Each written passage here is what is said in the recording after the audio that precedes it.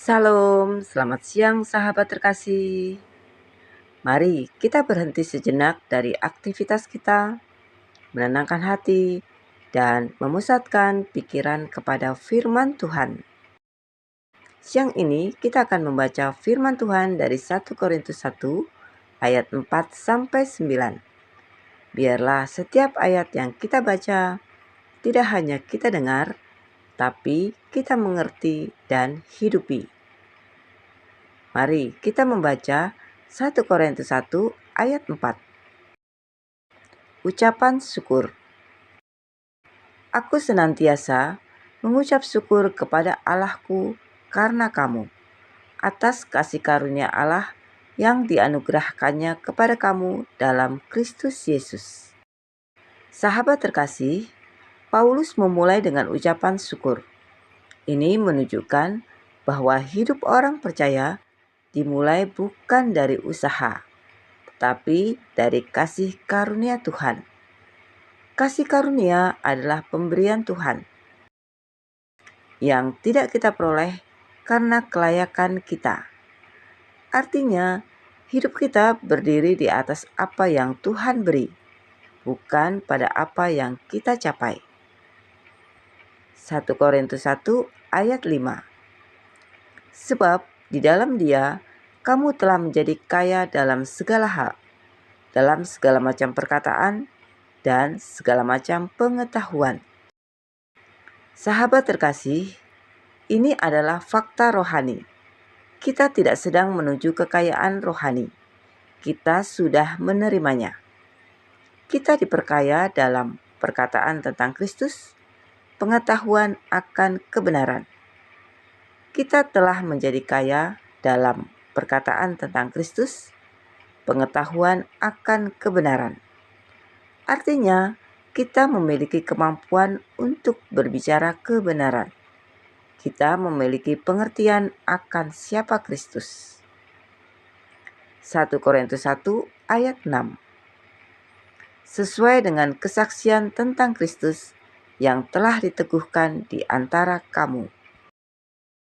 Sahabat terkasih, ini berarti iman mereka bukan hanya teori. Ada bukti nyata bahwa Kristus bekerja dalam hidup mereka.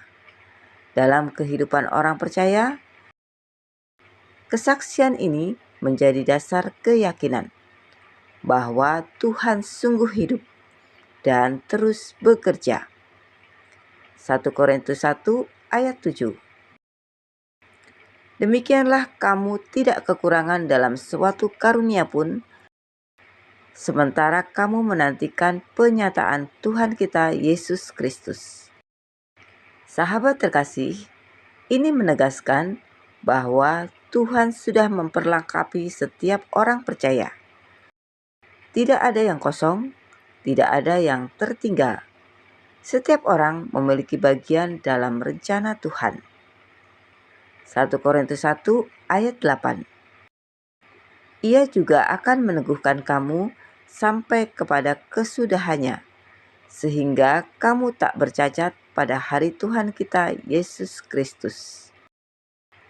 Sahabat terkasih, ini berbicara tentang pemeliharaan Tuhan. Bukan hanya memberi, Tuhan juga menjaga. Artinya, iman kita tidak berdiri sendiri. Tuhan sendiri yang menopang sampai akhir. 1 Korintus 1 ayat 9. Allah yang memanggil kamu kepada persekutuan dengan anaknya, Yesus Kristus, Tuhan kita adalah setia. Sahabat terkasih, ini adalah dasar dari semuanya.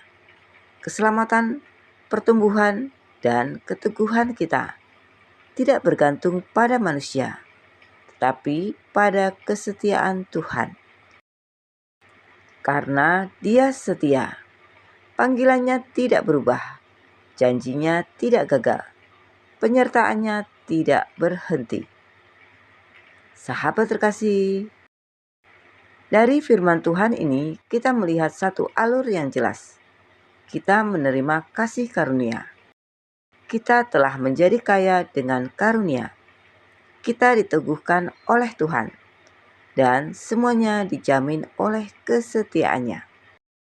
Sahabat terkasih, hidup kita dimulai oleh kasih karunia dan akan diselesaikan oleh kesetiaan Tuhan.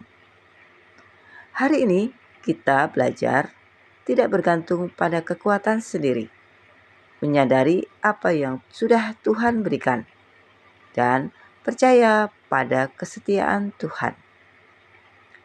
Sahabat terkasih, mari kita berdoa bersama. Bapa yang penuh kasih, terima kasih untuk firman-Mu hari ini.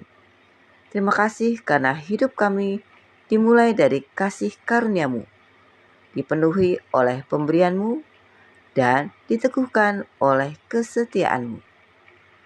Ajari kami untuk hidup dengan kesadaran ini dan berjalan dengan iman setiap hari.